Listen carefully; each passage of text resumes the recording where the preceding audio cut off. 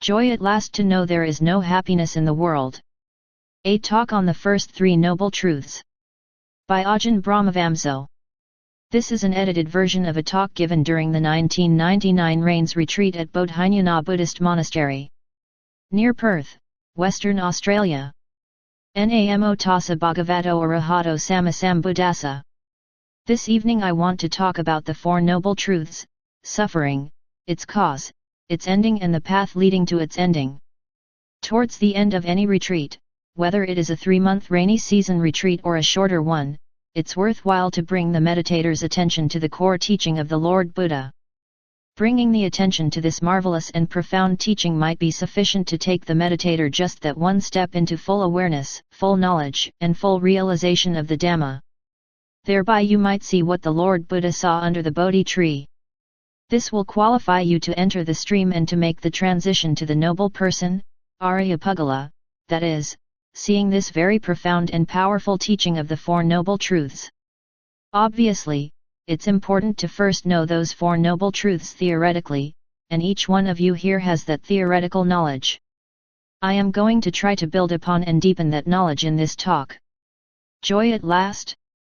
As I was about to give this talk, I brought to mind a well-known picture of my teacher, Ajahn Chah, a Thai meditation master, in his first monastery in England.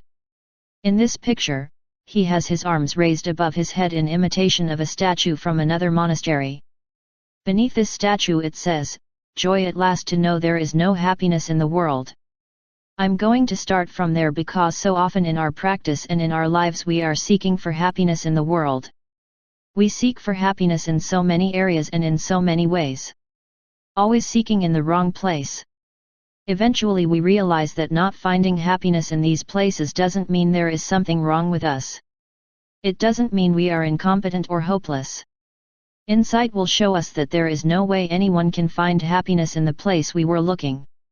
The mind realizes that the world can only be dukkha, suffering. The wise person, instead of being distressed by that suffering and wallowing in it, contemplates what the Lord Buddha says about suffering, the Four Noble Truths. That means, they seek to understand this whole process of suffering. Sometimes the suffering can be raw, going deep into the bones, even deeper than the bones, right to the very source of what we think we are. It goes so deep and can cause so many problems. It's such a relief to find out that this is par for the course, that there's nothing wrong with this. This is the nature of the world. What do we expect? Sometimes we go about with the false expectation that if we're clever enough, if we're smart enough, if we keep all the rules and do all the right things, somehow we can have a happy life. Sometimes we think everybody is happy but me. Often people in this monastery think, I bet everybody in this monastery has experienced jhana, meditative absorption, but me. What we need to understand is that there is nothing special with us, and that as we practice in this monastery these are things which everyone has to deal with. Ajahn Chah said that when we first come to a monastery, when we first start to practice in the true way, we can expect suffering. We're going against the stream, and we can expect to feel the pressure of the defilements just in the same way as when we go against the wind we can feel the force against our bodies. This is a sign we are getting somewhere. Wisdom power better than willpower. You will find that when suffering arises, you have two options. You can either try to escape from the suffering or you can investigate it. Ajahn Mahabua, a contemporary Thai meditation master, would only give talks when there was a special occasion to do so. I'm pretty sure that when I went to visit him as a young monk it must have been such an occasion because he asked one of his senior Western monks to translate for the visiting Western monk, which was me. Fortunately, I could already speak Thai so I understood perfectly what Ajahn Mahabua was saying. The story that he told, which I took for my own benefit, turned out to be very instructive for my whole monastic life. He was talking about himself as a young monk in the time of Tan Ajahn Mun, Thai meditation master and founder of the Thai forest meditation tradition. He was saying that once he had malaria and, instead of just laying in bed, in typical Ajahn Mahabua style he decided to fight it, to battle it and conquer it with his will. So he got off the floor, went out of his hut, got a broom, and started to sweep even though he was sweating and shaking. Tan Ajahn Mun saw him and told him off. Later that evening he gave a talk to the monks saying, "There are some people in this monastery who are born boxers and they haven't changed." He was of course alluding to Ajahn Mahabhuava, who was a boxer when he was a lay person. Ajahn Mun said that's not the way of Buddhism. He actually said it is the way of Hindu yogis. The way of Buddhism is to investigate suffering, not to fight it. Because if you fight you will find that you just get more and more suffering. Instead, use wisdom power rather than will power. Wisdom power is always much more effective because it's coming from a good place. Willpower, in nearly all cases, comes from ego, from self, and you cannot expect it to produce results if it's coming from such an unfortunate source. To use wisdom power means remembering the teachings and looking at your experience in the framework of those teachings, the framework of the Four Noble Truths.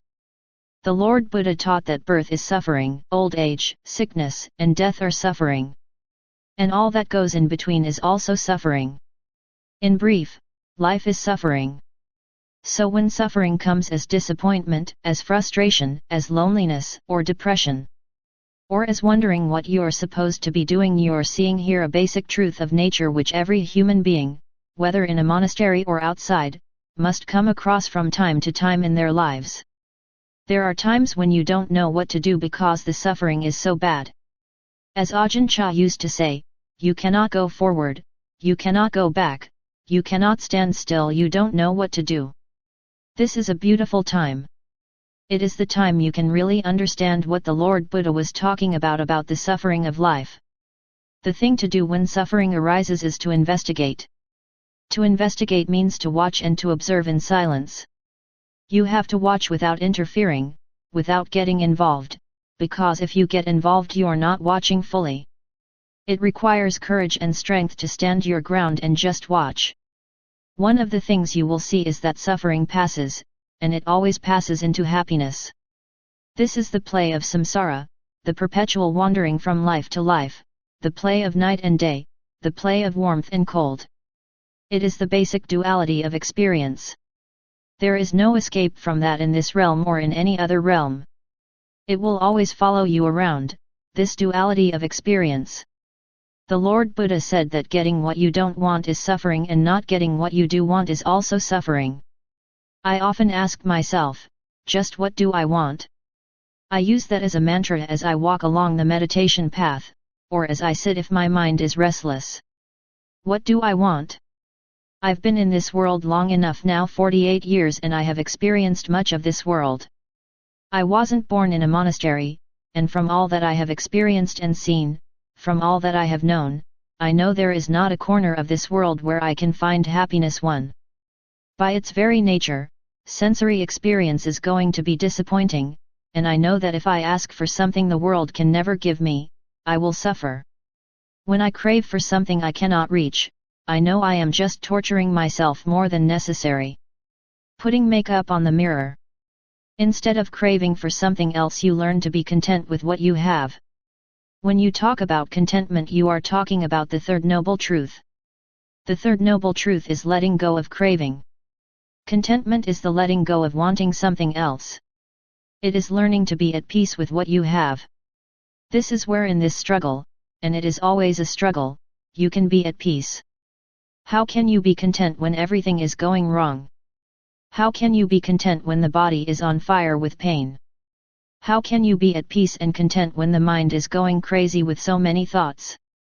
Even in these situations you can find contentment in letting go of the controller. I gave a simile to some Thais last week. I gave this simile to the Thai ladies because some of them are very vain. You've all seen the way they dress up when they come to the monastery.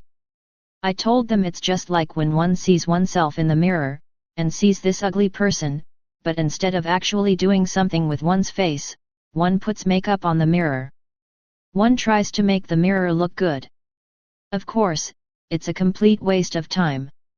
The mirror might look good for a while with all the makeup on it, but when one walks somewhere else and sees another mirror, one is back to square one again. Putting makeup on the mirror is like trying to solve the outside by craving instead of trying to solve the inside through contentment. For the last 16 years I've worked hard, extremely hard, as many of you would know, trying to build up this monastery. It's been a complete waste of time trying to make a perfect monastery, or even trying to make an adequate monastery, because it's never good enough.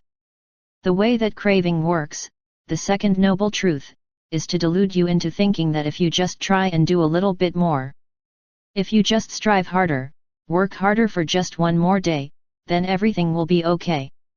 I'll just work another year and I'll pay off my mortgage. I'll just sit for one more retreat, that's all I need, and I'll get my jhanas. There's this one last course of medicine, then I'll be healthy again. You might put off sickness for a while, but you'll never escape it. It's just the nature of the body. You might put off suffering for a while, but you'll never escape it in that way. You're just putting it off.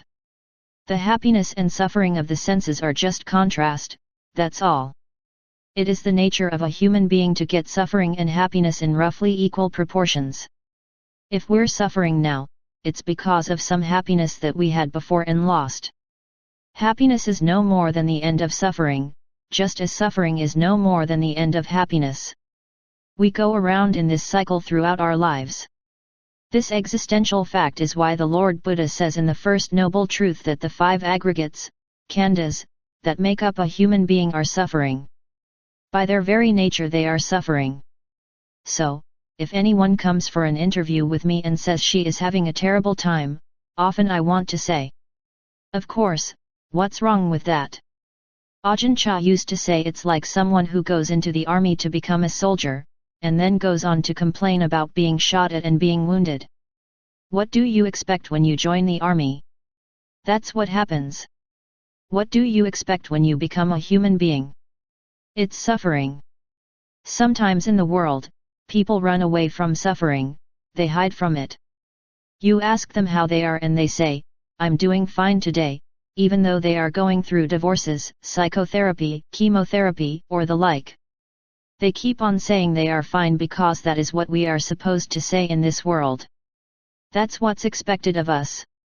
If only people were really honest, you'd ask them how they are and they'd say, I'm bloomin' awful today, I've got a headache, I've got a stomach ache, the family is causing me all sorts of trouble, I feel rotten.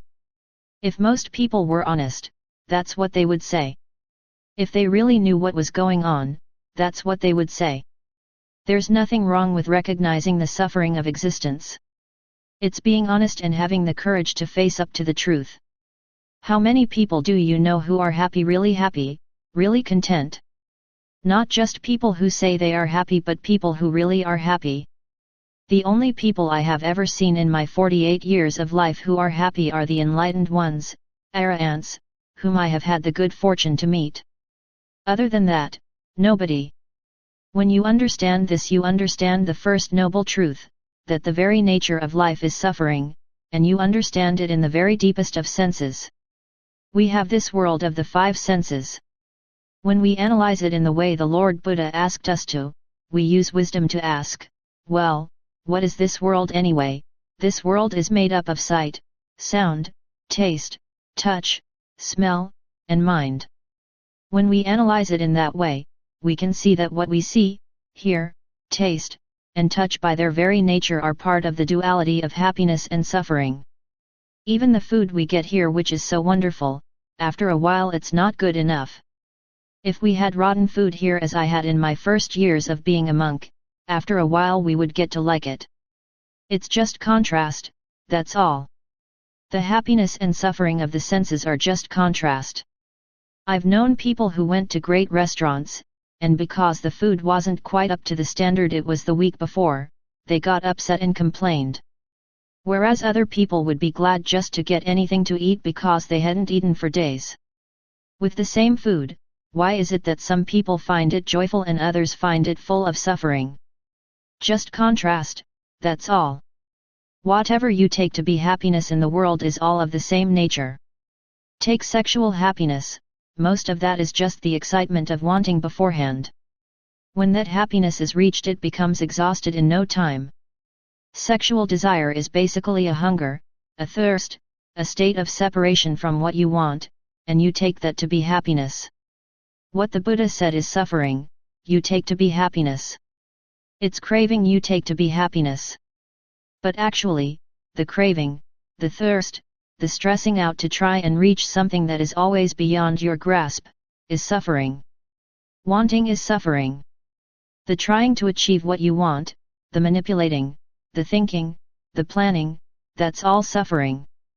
How much time have you wasted in this rains retreat planning, manipulating and thinking about how you can get what you want?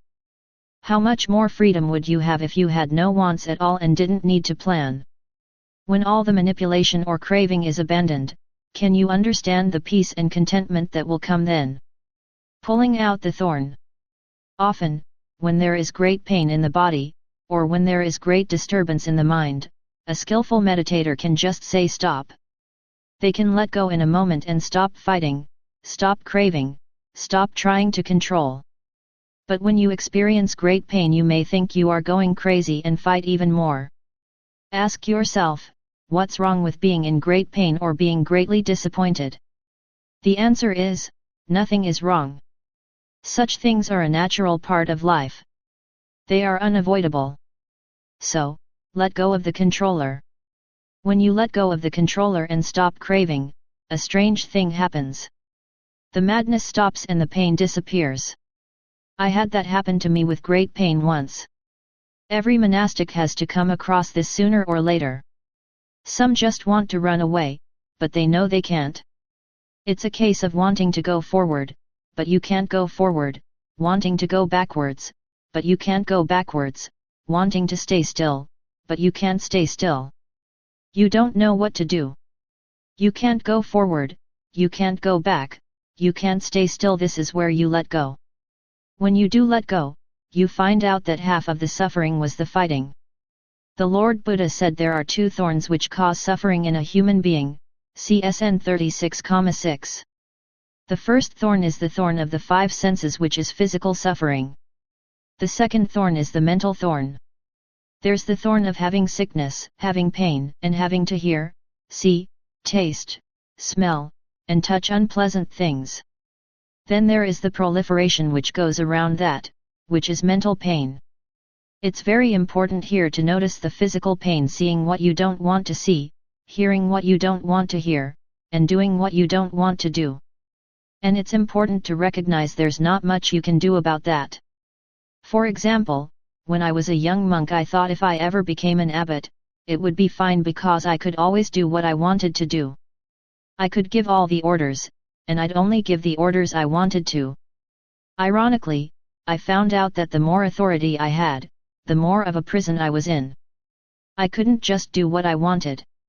I had responsibility. I was even more controlled by the situation than before. So in the end I realized I had to give up trying to control, trying to somehow make things different. Let go, just be with the present moment. You will find out that if you can let go of the pain and allow it to be, the whole situation changes. The first time I did this as a monk in Thailand was with a toothache. As soon as I let go, the pain disappeared. It was quite a remarkable event in my monastic life to see intense pain suddenly go just through wisdom power. Ajahn Chah and other great monks, following the Lord Buddha, always taught the third noble truth as a way to end suffering, that is to let go of craving. They kept on saying it again and again, but theory is never as powerful as practice. If you really let go, the whole problem just caves in, it fades and disappears. This is a beautiful moment of insight. Not insight based on thinking or theory, but insight based on experience. For a moment you let go of suffering because you don't fight. Thus the second and third noble truths are not just something to be thought about, written about, and theorized about, they are to be practiced, especially the third noble truth about letting go. That is why in this monastery I have been teaching meditation aimed at letting go of the controller. Particularly in deeper meditation, when we can carelessly get too involved in trying to make the breath quiet or make some mental images, nimitta, appear and move it this way or that. What are we doing that for? Or rather, what's doing it? As we look deeper and deeper into the problem, we might have enough wisdom and enough courage to let go. Every meditator who has ever come to me and said that they got into a deep meditation always says that it was because they let go of something, that controller, that doer. You can only teach the Four Noble Truths deeply once a person has done a lot of meditation. Because suffering, its cause, and the end of suffering, can only be seen through practice, through letting go of suffering. When you are meditating, you are letting go of the world. You are letting go of one thorn, the physical thorn of suffering, for a short while, by going into the world of the mind. Revulsion towards this thing we call existence. The Lord Buddha kept on saying that the five aggregates are suffering. I know some monks who say it is just attachment to the five aggregates that is suffering, not the aggregates themselves. You just chanted the Anatalakkhana Sutta, the Discourse on Non-Self, MVI 638-47. A very beautiful sutta which does say quite clearly that it's not just the attachment to the aggregates that is suffering. Its form, rupa, this body itself, that is suffering, feeling, vedana, is suffering, perception, sana, consciousness, vijnana, and mental formations, sankhara, are suffering. All formations are suffering, sab sankhara dukkha, and 3,134.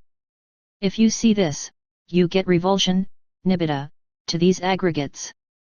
Revulsion means that you see that the five aggregates are just a bunch of suffering. To really see it means that you get fed up, you get disinterested, you get repulsed from these five aggregates.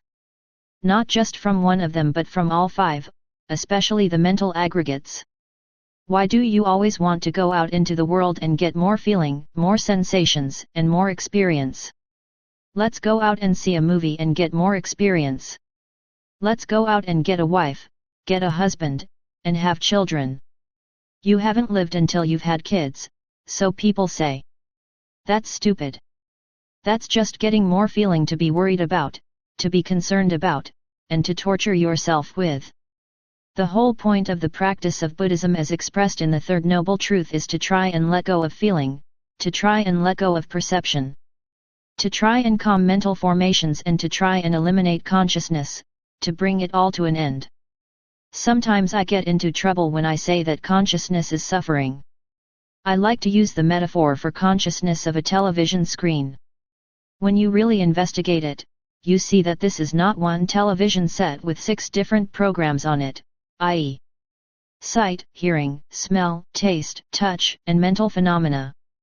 But it's 6 completely different types of televisions with only one type of program on each. This is where you actually see what consciousness truly is. When there is consciousness, there will be suffering. Consciousness is the condition for suffering, vijnana dukkha, as is stated in the Sutta Nipata, 734-735. If you know this, you know the danger, adinava, in consciousness, and then you get revulsion towards consciousness. The world, life, no matter how you arrange it, always ends up in suffering. You get your share of happiness, then suffering, then happiness, then suffering, in whatever realm. Even if you get into the bliss of jhanas, it doesn't last, you have to come out afterwards. You have a beautiful 2-week retreat, and when you come out, you find your disciples are going up the wall and you've got work to do. No matter how high you get on your retreat, you've got to come down. This is just the nature of life. So what we actually see when we use wisdom power is that wherever we go in the world, no matter what we do, ultimately all we have is suffering. Ajahn Chah used to tell the story of the mangy dog. It itches so much that it goes into the sun to try to get rid of the mange. It doesn't go away, so it goes into the rain. The itch doesn't go away, so it goes under a rock, into the forest, into the village, but of course, wherever it goes it always takes the mange with it. It doesn't matter where we go in this world, or in other worlds, that suffering which we experience now will go with us. There is no escape in that way because suffering is inherent to human existence and even to the existence of the devas, heavenly beings. Whether you get into jhanas or you don't, there is still suffering. After a while of looking at all the different aspects and all the different types of happiness to be found in the world, sex, drugs, rock and roll, Even right up to the high meditative happinesses, you see that each one of them are by their very nature impermanent and are therefore conducive to suffering. After a while you realize what the Lord Buddha was saying: form is suffering, feeling is suffering, perception, mental formations, and consciousness are suffering, the whole caboodle is suffering.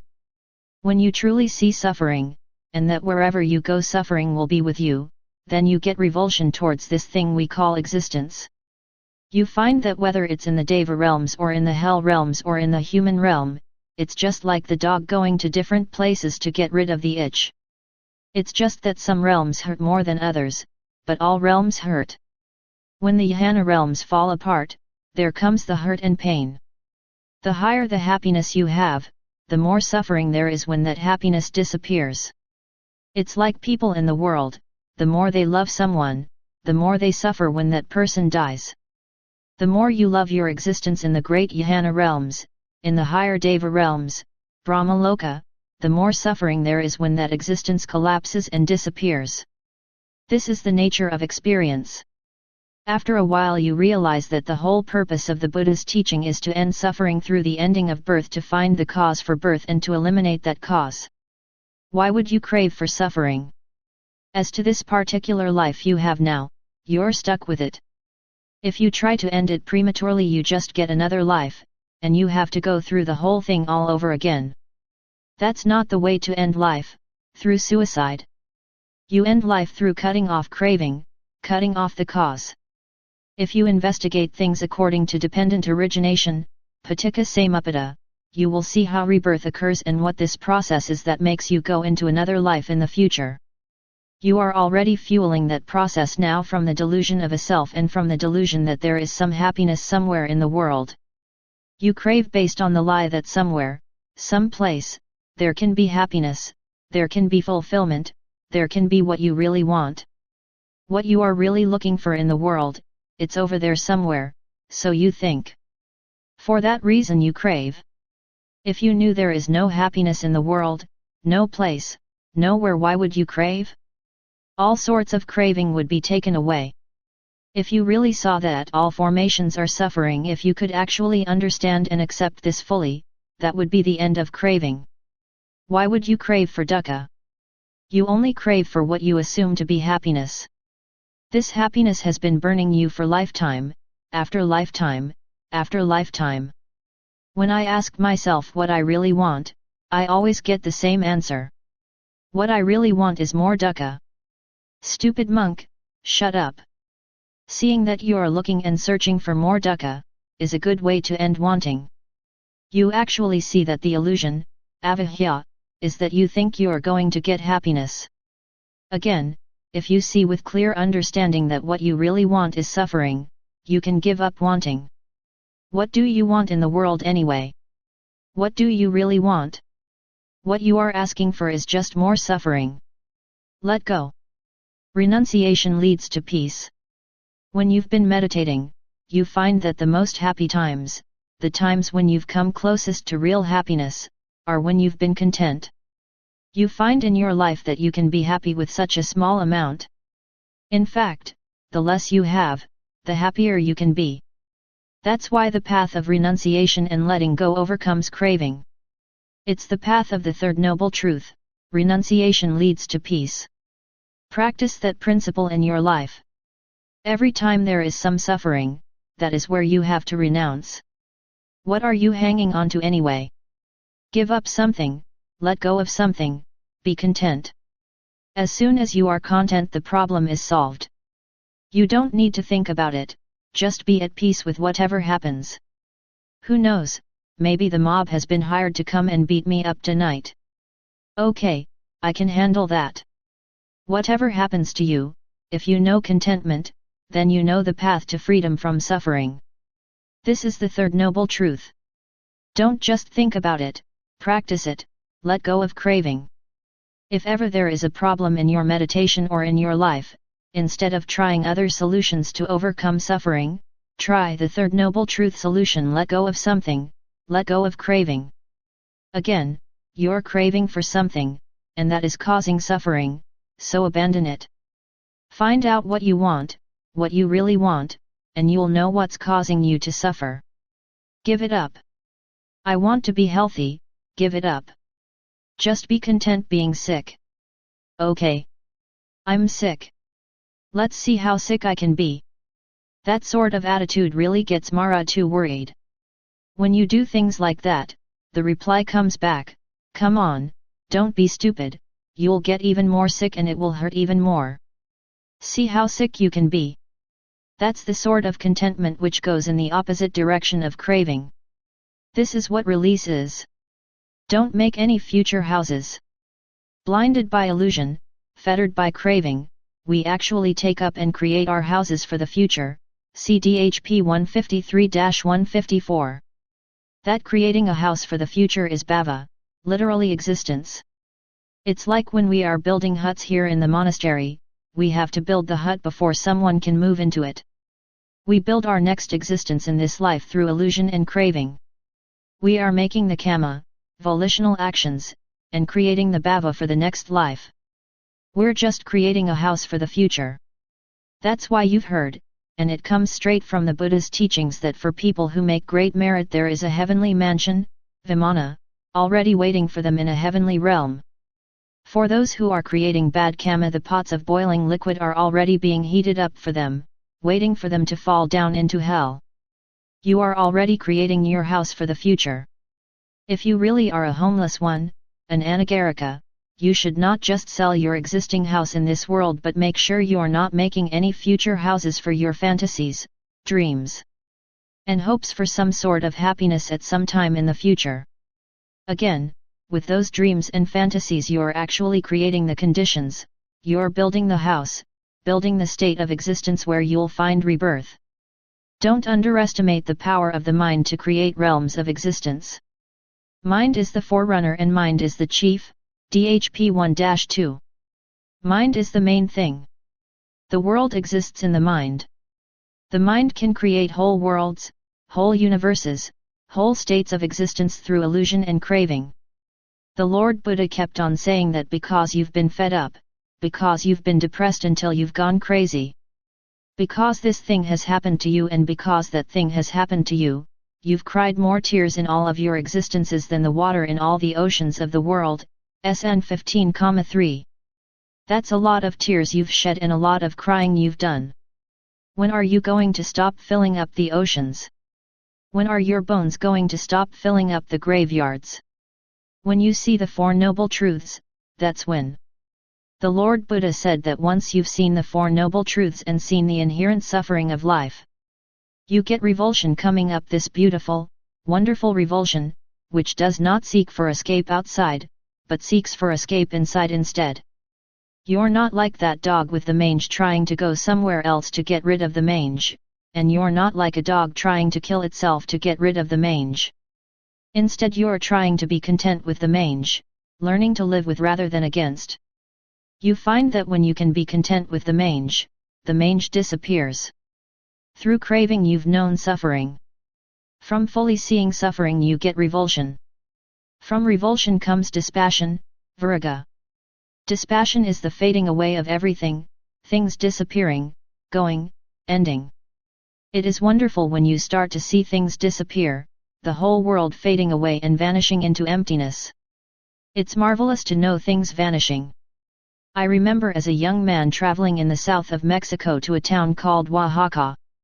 It was the center of the mushroom culture, but I wasn't interested in mushrooms and I wasn't taking them either, because I was already a Buddhist by that time. I remember getting a mental image, nimitta, while in a room and seeing the walls and the ceiling become like butter and just melt and disappear into nothingness. That was quite scary at the time.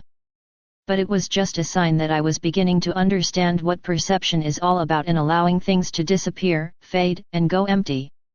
All of this which you take to be real is an illusion. As the Lord Buddha said, this body of yours is just like froth on the river Ganges, SN 22,95. You poke it and there's nothing really there.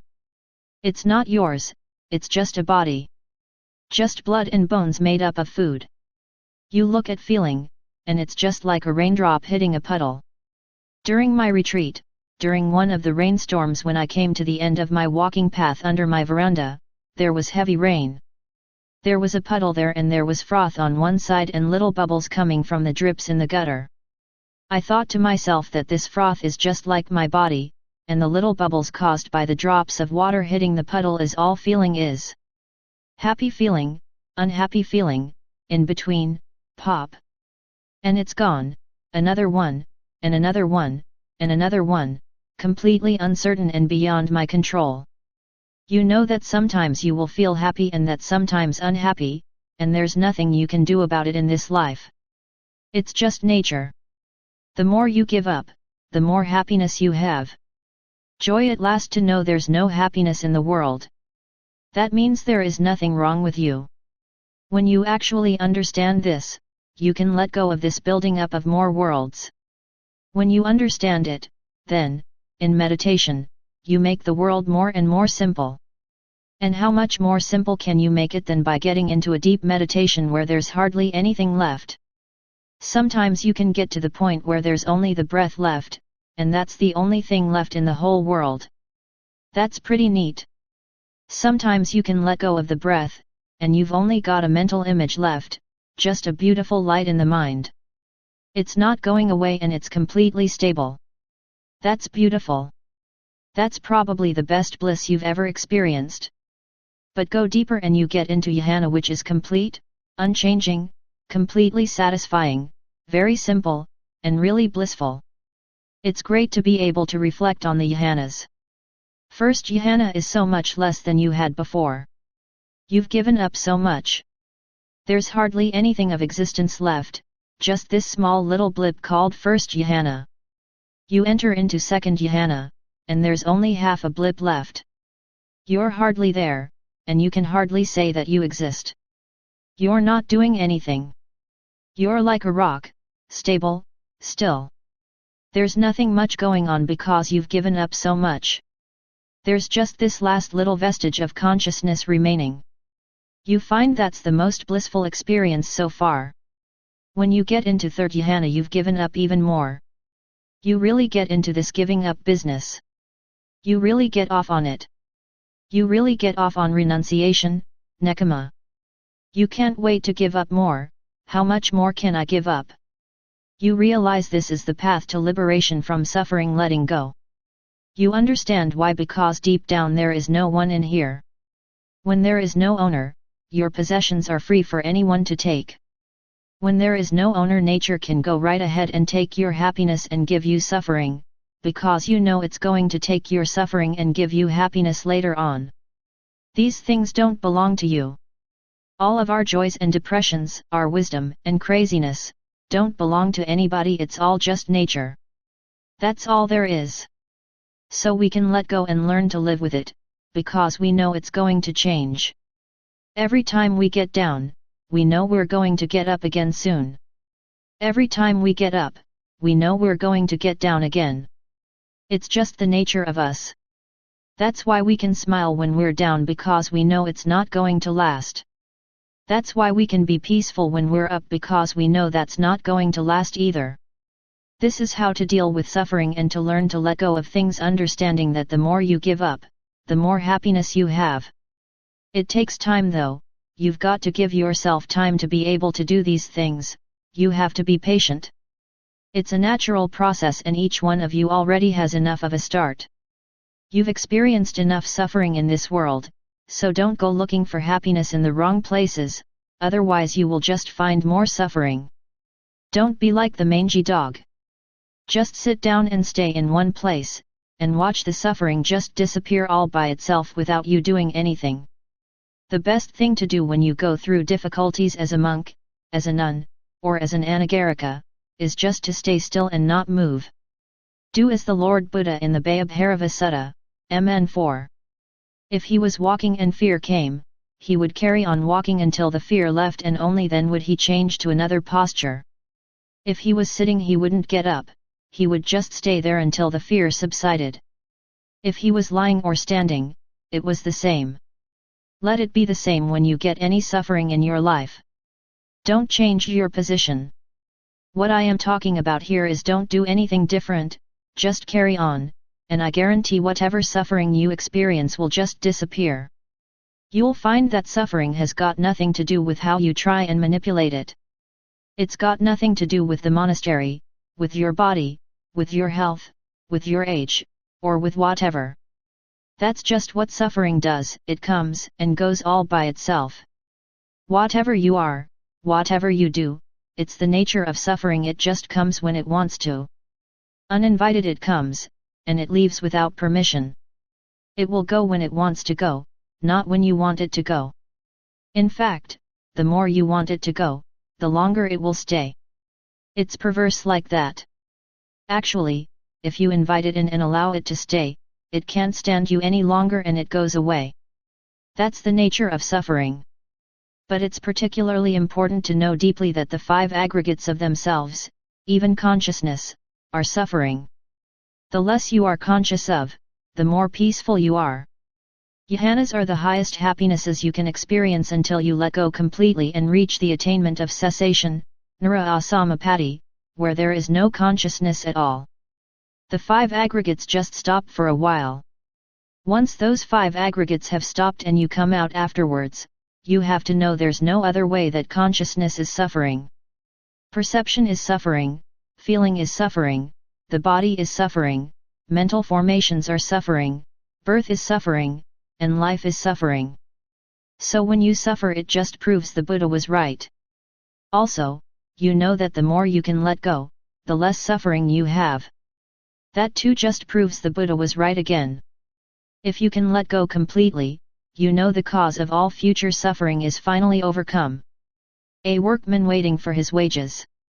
In the Anattalakhana Sutta, MVI 638-47, the Lord Buddha says that from revulsion comes dispassion. When you get fed up with these 5 aggregates, they start to fade. And from dispassion comes freedom, vimutti. You know from that freedom that you are not building any more houses. You have completely abandoned everything. You know that birth is destroyed. You've just this life to live. You're like a workman waiting for his wages, Sithag 1003. You've done your work, and you know there is no more existence in the future for you. That in itself is great happiness, to know that whatever suffering you have to experience between now and the dissolution of the aggregates, parinibbana, is just that much. And that's the last of the suffering that you have to experience in samsara. If you haven't attained that, or if you haven't entered the stream, it means the suffering ahead of you in samsara is endless life after life of going through the same old thing. But don't blame anyone else for your suffering, and don't blame yourself. It's the very nature of existence. Just apply the 3rd noble truth of letting go, or the 4th noble truth of the practices of morality, sila, sustained attention, samadhi, and wisdom, panna. Keep precepts and you lessen suffering. Develop sustained attention, gentleness, persistence, and stability of mind, and you lessen suffering even more. Develop wisdom and you end suffering. Joy at last. Ajahn Brahmavamso. Taken from Dhamma Journal. Buddhist Society of Western Australia, July 2001.